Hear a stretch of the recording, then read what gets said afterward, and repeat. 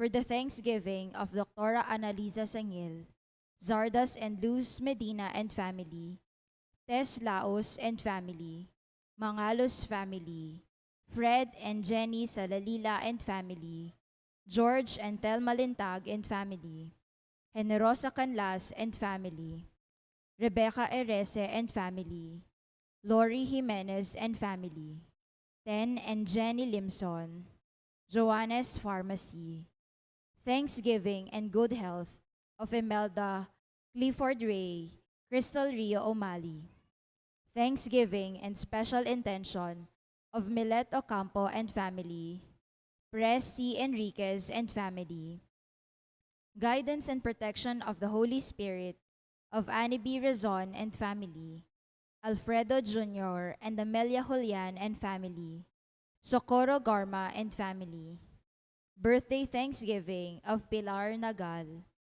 good health of Abelardo and Lourdes Silo, Maria Paz Miranda, good health and complete healing of Emeline and Takaw Inoue, Josie Palafox, June Roque, Resurrection Tala, Dr. Rowena Zabat San Mateo, Nilo Gangan, Victoria Orozco, good health and complete healing from cancer and all sickness of Ana Marie Santos, complete healing and speedy recovery of Remio Pangan, Elaine de la Cruz and family, Dr. Annalisa Osorio, Reynardo Ventura, Clarita Doruelo, Maria Reyes, Neil Tenueco, special intentions of Vic and Tita Hinko, Zarina and Patricia Foronda, Rory, Romel, Rashid Medina,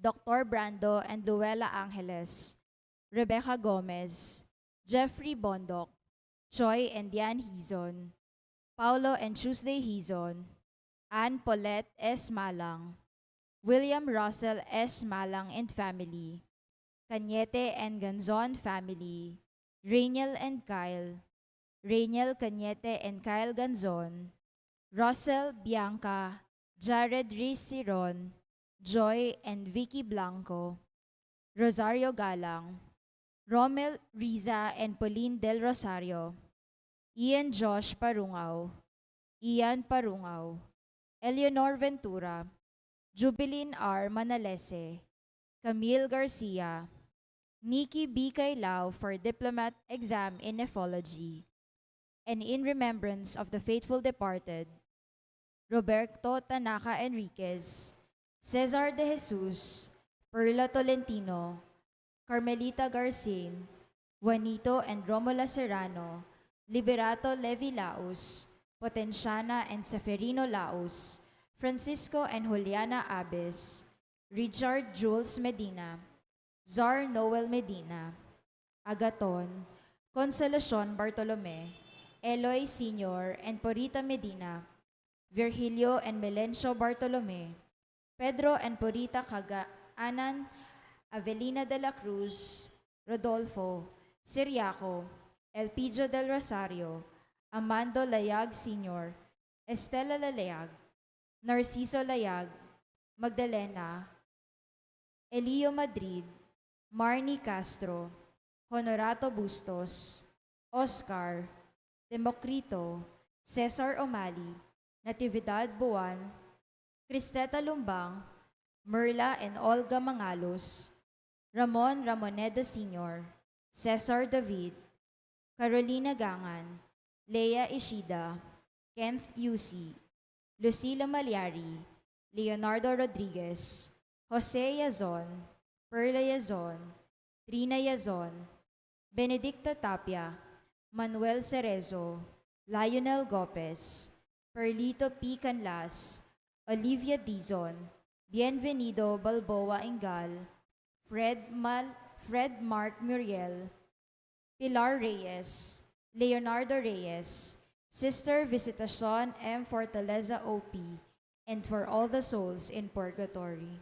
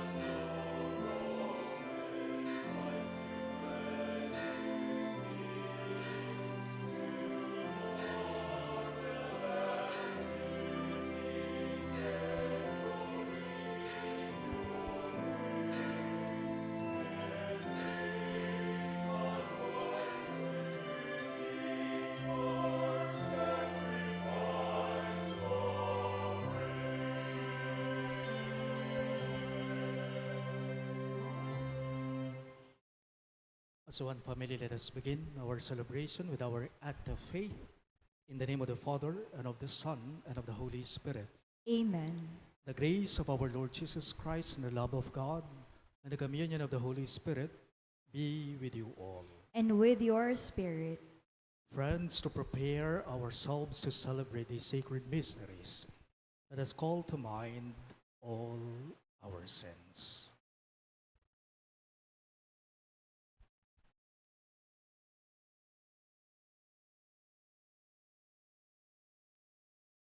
Altogether we say, I confess To Almighty God, and to you, my brothers and sisters, that I have greatly sinned in my thoughts and in my words, in what I have done and in what I have failed to do. Through my fault, through my most grievous fault. Therefore I ask Blessed Mary, ever Virgin, all the angels and saints, and you, my brothers and sisters, to pray for me to the Lord our God. May Almighty God of mercy on us, forgive us our sins and bring us to everlasting life. Amen.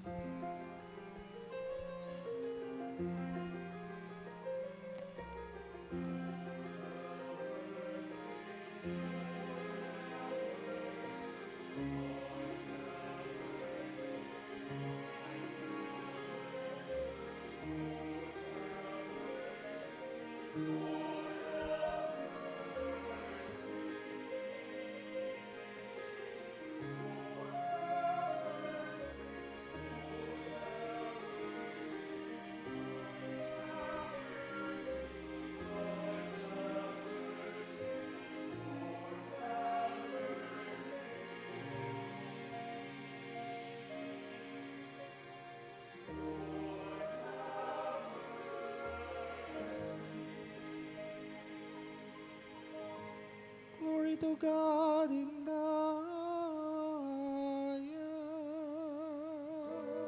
highest.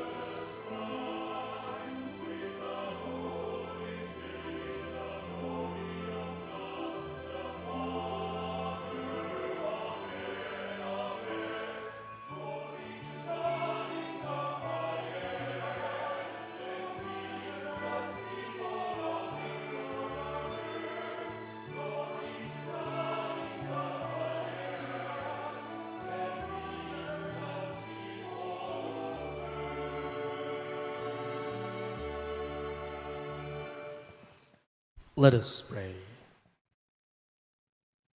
May your grace, O Lord, we pray, at all times go before us and follow after, and make us always determined to carry out good works. Through our Lord Jesus Christ, your Son, who lives and reigns with you in the unity of the Holy Spirit, one God, forever and ever. Amen.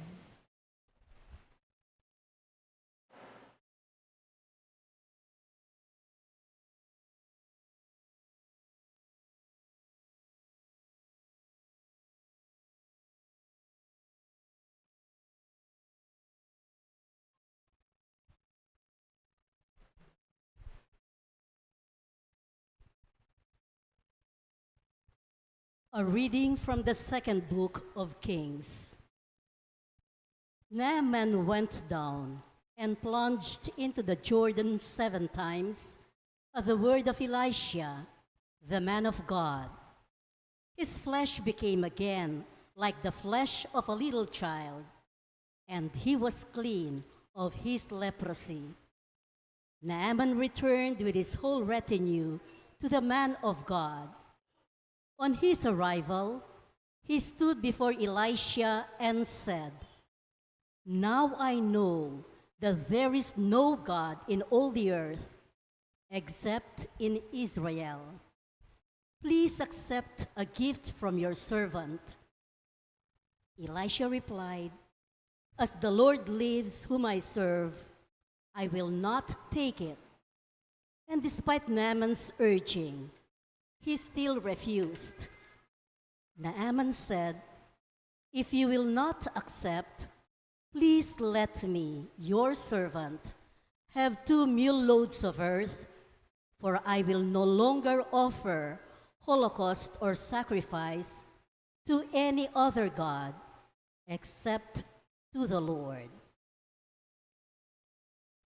The word of the Lord. Thanks be to God. In our responsorial psalm, let our response be, "The Lord has revealed to the nations his saving power." The Lord has revealed to the nations his saving power. Sing to the Lord a new song, for he has done wondrous deeds. His right hand has won victory for him, his holy arm. The Lord has revealed to the nations his saving power. The Lord has made his salvation known. In the sight of the nations, he has revealed his justice. He has remembered his kindness and his faithfulness toward the house of Israel. The Lord has revealed to the nations his saving power. All the ends of the earth have seen the salvation by our God. Sing joyfully to the Lord, all you lands. Break into song, sing praise. The Lord has revealed to the nations his saving power.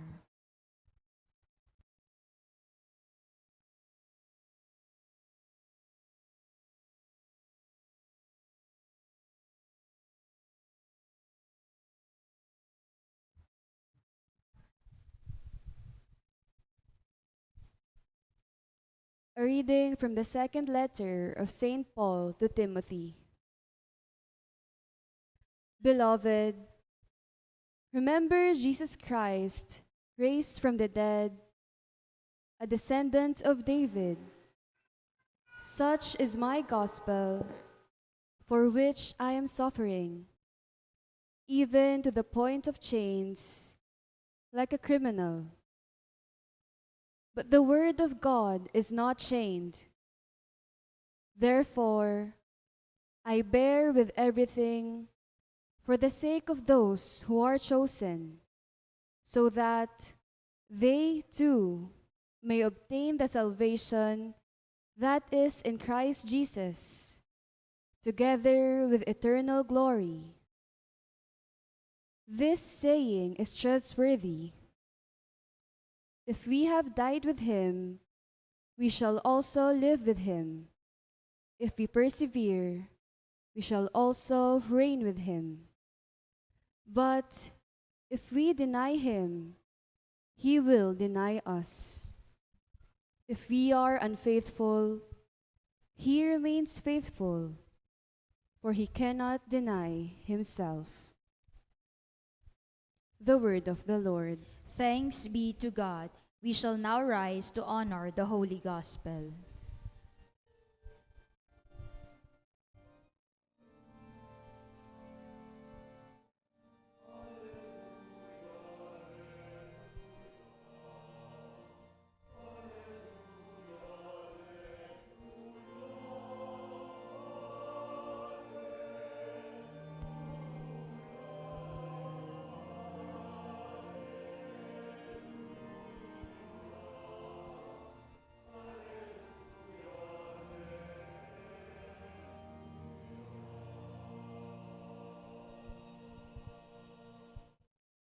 In all circumstances, give thanks, for this is the will of God for you in Christ Jesus.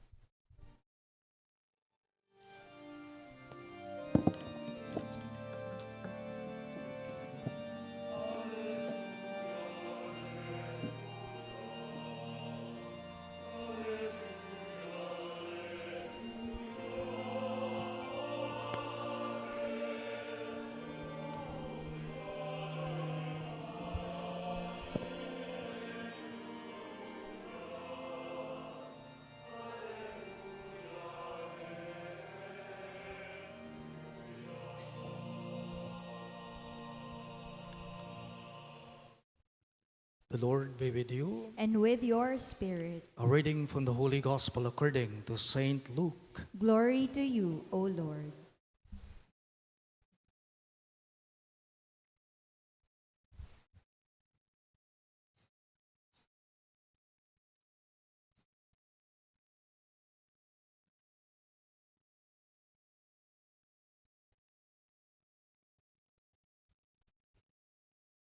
As Jesus continued his journey to Jerusalem, he traveled through Samaria and Galilee. As he was entering a village, 10 lepers met him. They stood at a distance from him and raised their voices, saying, "Jesus, Master, have pity on us." And when Jesus saw them, he said, "Go, show yourselves to the priests." As they were going, they were cleansed. And one of them, realizing he had been healed, returned glorifying God in a loud voice. And he fell at the feet of Jesus and thanked him. He was a Samaritan. Jesus said in reply, "Then were cleansed, were they not? Where are the other 9? Has none but these foreigners returned to give thanks to God?" Then he said to him, "Stand up and go. Your faith has saved you."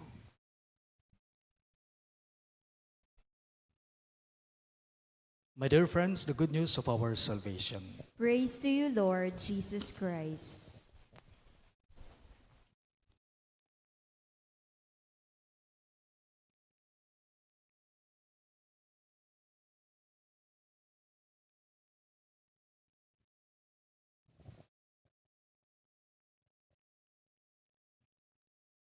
Nasaan na sila? Nasaan ba sila? Where are they? Antalo nga napuniti king amanong siswan tamo. Sentimiento del corazon. Wika nito sa Spanish. Nasaan ba sila? Antalo. Boses po ito ng isang tao tila ba ay naghihinakit siya o nagdaramdam siya. Bakit? Kasi naghahanap siya. May hinahanap siya. Minsan po nakausap ko po ang isang matandang babae. Sabi niya sa akin, "Among, Father, alam po ninyo magmula noong tumanda na ang mga anak ko at nagkaroon na po sila ng mga sariling pamilya nila, nagkanya-kanya na, Ni isa sa 6 na anak ko, wala akong kasama sa bahay. Wika niya. Tila ba ang babaeng ito na kausap ko, na kakwentuhan ko, tila ba ay nagsesentimiento siya sa harapan ko? Amongan taluri nga na ako. Father, nasaan ba ang mga anak ko? O kaya naman po, ipagpalagay nating ikaw mismo, ikaw ito. Ang dami mong tinulungan. Ang dami mong sinaklolohan. Pero nang ikaw na ang may kailangan, iniisip mo, nasaan sila? Nasaan ang pinagmalasakitan ko? Nasaan ang mga tinulungan ko? Ni isa sa kanila, wala. Kailangan ko sila. Nagsesentimiento ka. Naghahanap ka. Tila ba may hinanakit ka, nagdaramdam ka.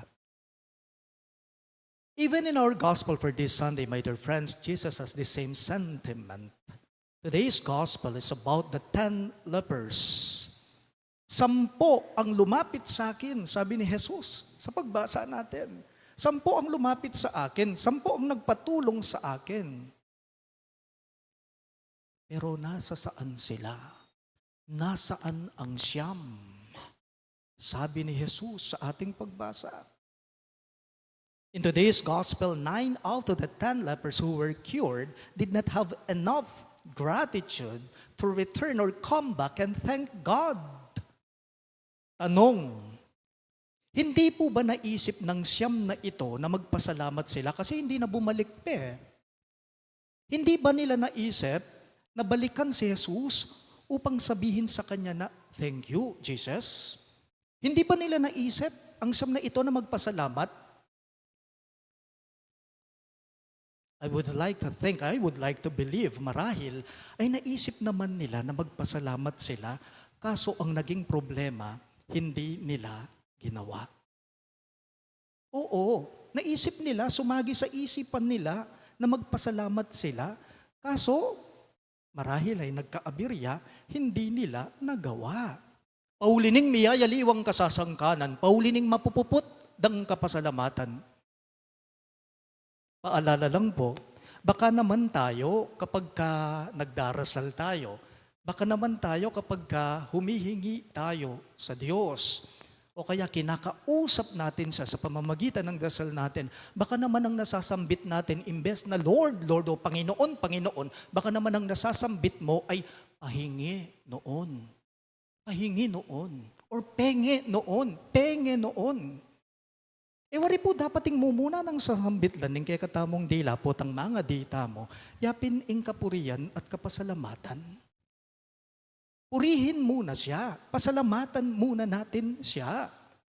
Nakakalungkot lang pong sabihin sa inyo, sad to say, ang lakas nating humingi sa Diyos, ang lakas nating humiling sa Kanya, pero kung minsan ang hina natin magpasalamat sa Kanya, nakakalungkot lang. Kapag may kailangan tayo sa Kanya, nilalapitan natin siya. Malakas kung humingi tayo sa Kanya, ngunit ang hina pag magpasalamat na sa Kanya. Our gospel for this Sunday is about gratitude. It talks about praising and thanking God. Apulo lang mayulo. Dapat metong yamurugu ing mibalik ban pasalamat king Ginoo. We're not 10 held. Where are the other 9? Alam po ninyo sa buhay natin, no? Ang daling magpasalamat kapag magaganda yung mga nangyayari sa buhay mo. Let's face it, but it's true. Whether we admit it or not, ang mabilis sa atin, madali sa atin na magpasalamat sa Kanya kapag magaganda, mabubuti, yung mga nangyayari sa buhay mo, paano pag hindi? Madaling magsabi ng praise the Lord kapag nakakaluwag-luwag ka sa buhay mo. Madaling magsabi ng thank you Lord. Halimbawang empleyado ka, na-promote ka sa trabaho mo. Salamat po, salamat po. Madali yun. Madaling magsabi ng praise the Lord, hallelujah, thank you Lord. Sabihin natin kapag ka pumasa ka. Madaling magsabi ng praise the Lord kung halimbawang bigla-bigla yumaman ka, sumwerte ka, pinalad ka. Tanong lang, paano pag hindi? Paano kung ang kabaligtaran nito ang nararanasan mo? Pasalamat ka pa? Bakit hindi nyo subukan? Magpasalamat ka kung namatayan ka. Subukan mo kayang magpasalamat ka kung nalugi ka sa negosyo mo. Subukan mo kayang magpasalamat ka kung niloko ka ng isang tao, sinaktan ka, tinraidor ka. Subukan mo kayang magpasalamat kung nasunugan ka o binaha ka. Mahirap, di ba? Mabigat po. Subukan mong magpasalamat kay Lord kung bumagsak ka sa board. Mahirap. Mabigat. But my dear friends, as we go through many things in life, sa mga pinagdaraanan po natin sa buhay, paalala lang, masaya man yan, malungkot man yan, pinapansin ka man, o isinasantabi ka man, nanalo man, o natalo man, pinarangalan ka man, o sabihin nating pinahiya ka man, sana po nakikita nating gumagalaw ang buhay, ang presensya ng Diyos sa buhay natin, sa buhay mo, sa pamamagitan ng malalim na pananampalataya mo kay Kristo. At sana walang hinto ang pagpapasalamat sa Kanya. Dapat tayo mong pasalamatan ni nga pong Ginoo mo karetang mga santing, mga sampat, mga nayon, nakapalyarian, king bieta mo, dapat din natin siyang pasalamatan kahit pa man din po sa mga, kapag ka mabibigat yung mga problemang pinagdadaanan natin, o kaya naman kapag ka sumusuko na tayo, bumibitaw na tayo, dapat din natin siyang pasalamatan kapag ka ganun ang nararanasan natin sa buhay. Lawan mo, pasalamat ka, milalabas ka, ang masakiting biye. Pasalamat ka, makatiman ka pa, ang kulang no ringipan mo. Magpasalamat ka, malakas ka, kahit wala kang pera. Dapat ngang magpasalamat ka kapag ka-feeling mo, nanghihina ka, o wala kang matakbuhan, ang ibig sabihin lamang noon ay higpitan mo ang pagtitiwala mo, ang pananampalataya mo sa Kanya. Our gospel talks about praising and thanking God. Apulo lang may yulo, opo. Pero metong yamurugo, makalungkot man po. Metong yamu ing may balik ban pasalamat kay nga pong Ginoo. At isa pa itong Samaritano. Kalaban siya. Hentil siya. Naisip ko lang po, hindi naman kaya yung siyam na hindi na bumalik kay Jesus upang magpasalamat sa Kanya, hindi naman kaya baka naman iniisip ng siyam na ito, trabaho ni Jesus yun. Obligasyon ni Jesus yun. Di ba tumutulong siya? Di ba nagpapagaling siya? Mission niya yun. Tinulungan tayo. Huwag na tayong bumalik pa. Baka ganun yung iniisip ng iba sa kanila, sa mga siyam na ito. O po pwede din pong baka naman iniisip ng siyam na ito kaya hindi na bumalik kay Jesus upang magpasalamat sa Kanya. Hindi naman kaya baka yung nasa sa isip ng siyam na ito ay yung isa na lang ang magre-represent sa atin. Siya yung representative natin. Siya na lamang ang magpapasalamat para sa atin. Hayaan na natin siya. Okay na yun.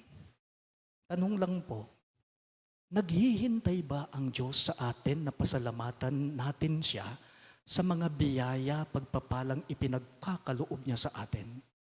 Nag-e-expect ba? Pautang alug na ba ni nga pong ginukekata mo? Potang bubulos na ipinagkakaloob niya, yung blessings niya, yung biyaya niya, yung grasya niya sa atin? Umaasa ba sa atin ng Diyos na pasalamatan natin siya? Hindi naman. Hindi naman. Remember our gospel last Sunday?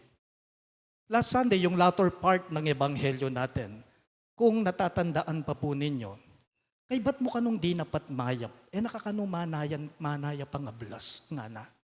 Kay ba't mong di napat mayap? Nakamanaya pang pasalamat. Papasalamatan mo daw ang isang alipin, ang katiwala kapag ginawa lamang niya yung trabaho niya o yung gawain niya. Kapag ka ginawa mo daw yung trabaho mo, tila ba ay nagiging alagad ka ng Diyos dahil tumupad ka lamang sa katungkulan mo, sa trabaho mo. Kaya't huwag ka nang maghintay pa ng thank you, ng utang na loob. Huwag nang maghintay pa na pasalamatan ka. Kapag nasana po ni nga pong ginuke katamo, nais ng Diyos sa bawat isa sa atin na sana po lahat tayo ay mamuhay sa atin. Sana lahat tayo maging ugali natin na sana nilalapitan natin ang Diyos hindi lamang kapag may kailangan tayo sa Kanya. Sana mas lalo tayong lumapit sa Kanya kahit wala kang kailangan sa Kanya. Dapat nalapitan, dapat na siya'y pasalamatan. I would like to borrow the words from Saint Therese of Lisieux, and I quote, sabi po ni Santa Teresa, sabi niya, all is grace. Everything is grace. But sometimes we notice the gifts, but not the giver. Kapag ka kasi may hiniling tayo sa Diyos, kapag ka nagdasal ka, pinagkaloob sa'yo, binigay sa'yo, kung minsan pag natanggap mo na yung regalo, yung biyaya, yung blessing, wala na. Tapos na. Kasi wala na tayong kailangan sa Kanya. Sometimes we notice the gifts but not the giver. My dear friends, 3 things to remember. First, every day say thank you. Second, thank everything. And the last one is this. Siyempre, thank God for everything. Yun lang. Every day, say thank you, thank everything, and thank God for everything. In the end, isa lang salita naman po talaga ang kailangang sabihin natin. At ito ay walang iba kundi ang salamat. Thank you. Everything comes from God. Everything is a blessing from God. All are gifts from above. Ang lahat sa atin, laging tatandaan, sa Diyos yan nanggaling. Please all rise. We now profess our faith. I believe in one God, the Father Almighty, maker of heaven and earth, of all things visible and invisible. I believe in one Lord Jesus Christ, the only begotten Son of God, born of the Father before all ages, God from God, light from light, true God from true God, begotten, not made, consubstantial with the Father. Through him all things were made. For us men and for our salvation, he came down from heaven, and by the Holy Spirit was incarnate of the Virgin Mary and became man. For our sake he was crucified under Pontius Pilate. He suffered death and was buried, and rose again on the third day in accordance with the Scriptures. He ascended into heaven and is seated at the right hand of the Father. He will come again in glory to judge the living and the dead, and his kingdom will have no end. I believe in the Holy Spirit, the Lord, the giver of life, who proceeds from the Father and the Son, who with the Father and the Son is adored and glorified, who has spoken through the prophets. I believe in one holy, Catholic, and Apostolic Church. I confess one baptism for the forgiveness of sins, and I look forward to the resurrection of the dead and the life of the world to come. Amen. my dear friends, let us pray to the Father with grateful hearts and raise our supplications to Him. In Jesus' name, with confidence, we all say, Lord, grant us grateful hearts. All of us, please. Lord, grant us grateful hearts. May the Church, God's people, turn to the Lord in supplication and give thanks to Him with grateful hearts for the graces they receive. We pray. Lord, grant us grateful hearts. May our national and local leaders respect and promote the culture of indigenous peoples and protect the natural resources that are their inheritance. We pray. Lord, grant us grateful hearts. May the Jubilee year, a time of freedom and rest, be a time of hope for people suffering from extreme poverty through the goodness of people who empathize with them. We pray. Lord, grant us grateful hearts. May our relationship with one another be deepened through our genuine expressions of please, sorry, and thank you. We pray. Lord, grant us grateful hearts. May our beloved dead be welcomed into eternal communion where Lazarus is poor no longer and enjoys the company of angels and saints. We pray. Lord, grant us grateful hearts. Let us pray for the urgent concerns of our community and our personal intentions. We pray. Lord, grant us grateful hearts. Direct, we beseech, O Father, our hearts, minds, and will, so that we may become grateful workers of your kingdom.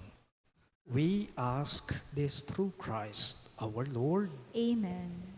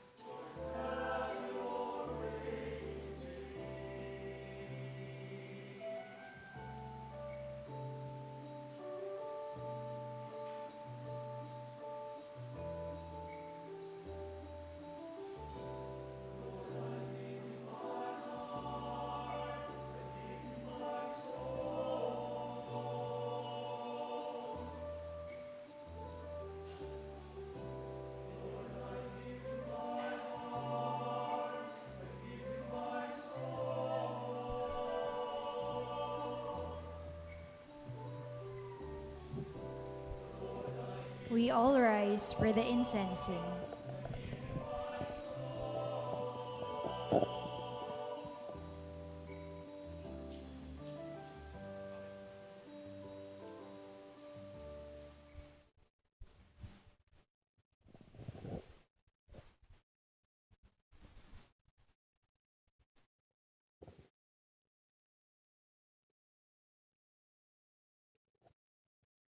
Pray, my dear friends, that my and your sacrifice may be acceptable to God, the Almighty Father. May the Lord accept the sacrifice at your hands for the praise and glory of his name, for our good and the good of all his holy church. Accept, O Lord, the prayers of your faithful with the sacrificial offerings, that through these acts of devotedness we may pass over the glory of heaven. We ask this through Christ our Lord. Amen. The Lord be with you. And with your spirit, Lift up your hearts. we lift them up to the Lord. Let us give thanks to the Lord our God. It is right and just. It is truly right and just, our duty and our salvation, always and everywhere to give you thanks, Lord, Holy Father, Almighty and eternal God. For although you have no need of our praise, yet our thanksgiving is itself your gift. Since our praises add nothing to your greatness, but profit us for salvation through Christ our Lord. And so, in company with the choirs of angels, we praise you, and with joy we all acclaim.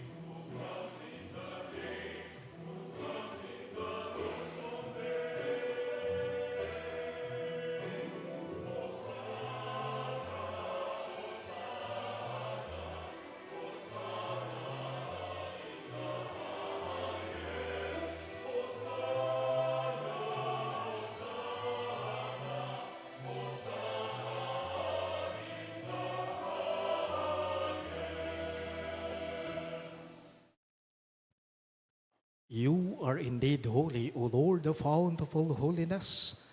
Make holy, therefore, these gifts, we pray, by sending down your Spirit upon them like the dewfall, so that they may become for us the body and blood of our Lord Jesus Christ.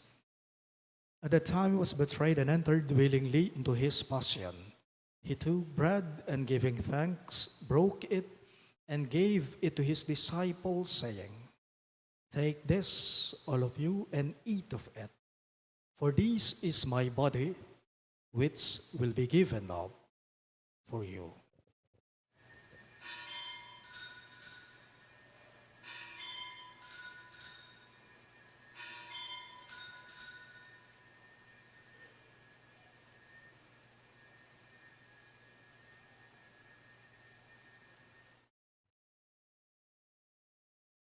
In a similar way, when supper was ended, he took the chalice, and once more giving thanks, he gave it to his disciples, saying, "Take this, all of you, and drink from it. For this is the chalice of my blood, the blood of the new and eternal covenant, which will be poured out for you and for many for the forgiveness of sins. Do this in memory of me."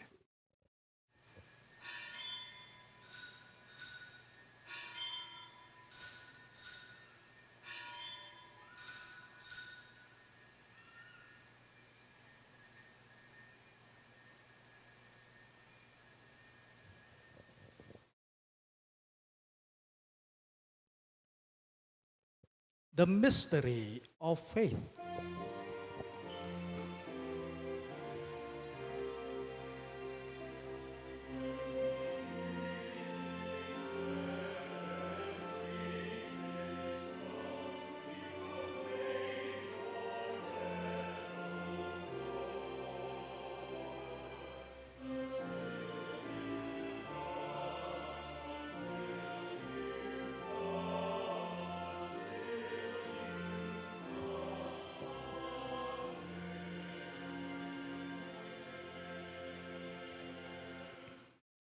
Therefore, as we celebrate the memorial of his death and resurrection, We offer you, Lord, the bread of life and the chalice of salvation, giving thanks that you have held us worthy to be in your presence and minister to you.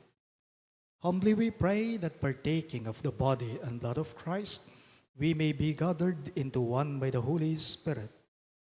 Remember, Lord, your church spread throughout the world and bring her to the fullness of charity, together with Leo, our Pope, Florentino, our Bishop, Pasiano, our Bishop Emeritus, Ricardo Jesus, our Parish priest, and all the clergy. Remember also our brothers and sisters who have fallen asleep in the hope of the resurrection and all who have died in your mercy. Welcome them into the light of your face. Have mercy on us all, we pray, that with the Blessed Virgin Mary, Mother of God, with Saint Joseph, her most chaste spouse, with the blessed apostles, Saint Jude, Thaddeus, and all the saints who have pleased you throughout the ages, we may merit to be co-heirs to eternal life and may praise and glorify you through your Son, Jesus Christ.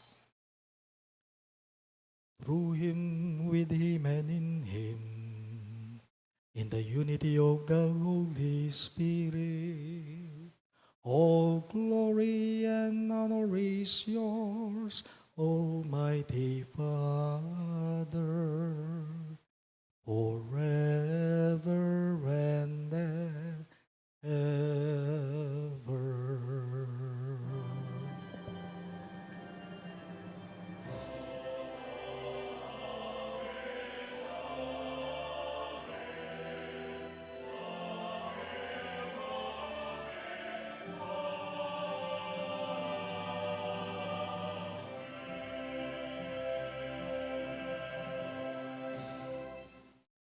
Gathering our prayers and praises into one, let us now pray the very words our Lord himself taught us.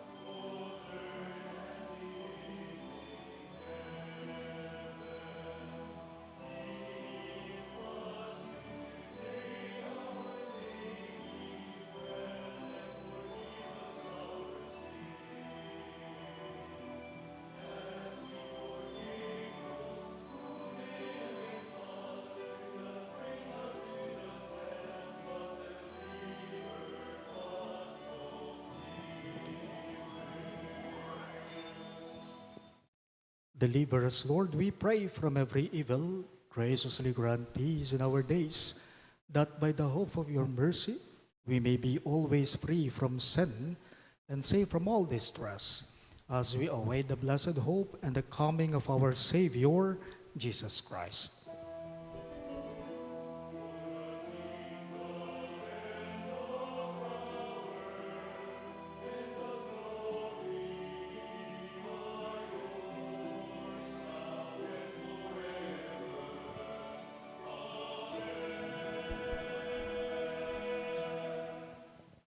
Lord Jesus Christ, who said to your apostles, "Peace I leave you, my peace I give you," look not on our sins, but on the faith of your church, and graciously grant our peace and unity in accordance with your will, who live and reign forever and ever. Amen. The peace of the Lord be with you always. And with your spirit. Let us offer each other the sign of God's peace. Peace be with you all. Peace be.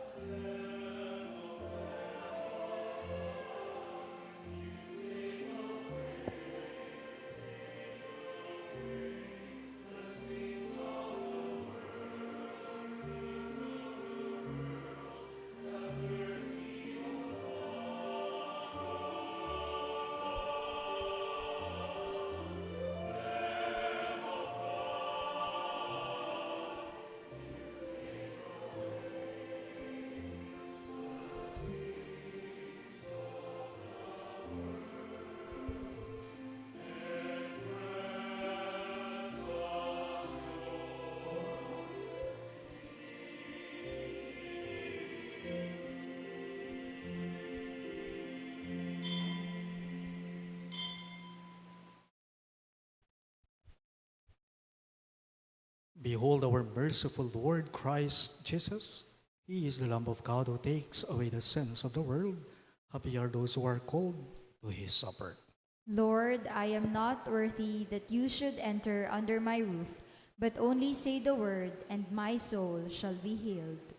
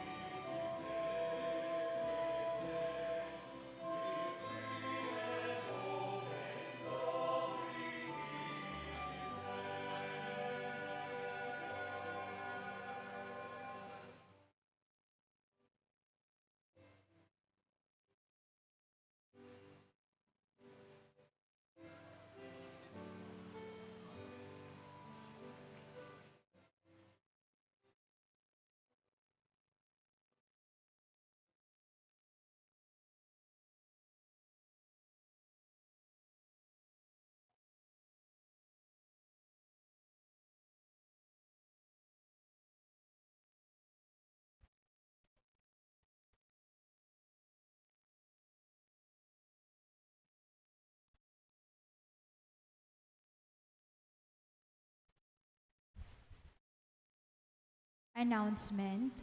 Our last and final cluster mass or Dalo cluster is on Monday, October 13, which will be held at cluster phases 3 and 4 with the residents as sponsors. This schedule is as follows. 5 p.m. Assembly and preparation at the church patio. 5:30 p.m. Motorcade procession to the cluster mass venue. 6 p.m. Holy Rosary at the cluster mass venue. 6:30 p.m. Holy Mass with prayer to Saint Jude Thaddeus and to Our Lady of the Holy Rosary after Holy Communion. And 7:30 p.m. Motorcade procession back to the Parish Church. To assist in this cluster mass is the Catholic Women's League or CWL as support group. Let us join the parishioners of cluster phases 3 and 4 in these activities. The feast of our patron, Saint Jude Thaddeus, is fast approaching. Signaling the start of our preparatory activities is the enthronement of the holy image of Saint Jude Thaddeus on October 17, Friday, at the 6:30 p.m. Mass. This ushers in the 9-day novena masses in his honor from October 19 to 27. Motorcade procession of the holy images of our patroness, Our Lady, the Queen of the Most Holy Rosary, and of our patron, Saint Jude Thaddeus, will take place in specific areas and days. The schedule for the novena masses is as follows. 5:45 p.m. Holy Rosary, 6:10 p.m. Novena Prayer, and 6:30 p.m. Holy Mass. The schedule of our fiesta masses and other activities will be announced accordingly and as necessary during our masses. The program of activities is available at the parish office. Thank you.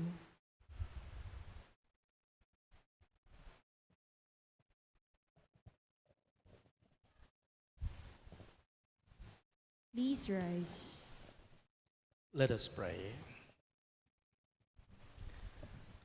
We entreat your majesty most humbly, O Lord, that as you feed us with the nourishment which comes from the most holy body and blood of your Son, so you may make us sharers of his divine nature, who lives and reigns forever and ever. Amen. The Lord be with you. And with your spirit. Bow your heads and pray for God's blessing. May the peace of God, which surpasses all understanding, keep your hearts and minds in the knowledge and love of God and of his Son, our Lord Jesus Christ. Amen. And may the Almighty God bless you all. In the name of the Father, and of the Son, and of the Holy Spirit. Amen. The Mass is ended, and our mission begins. Thanks be to God.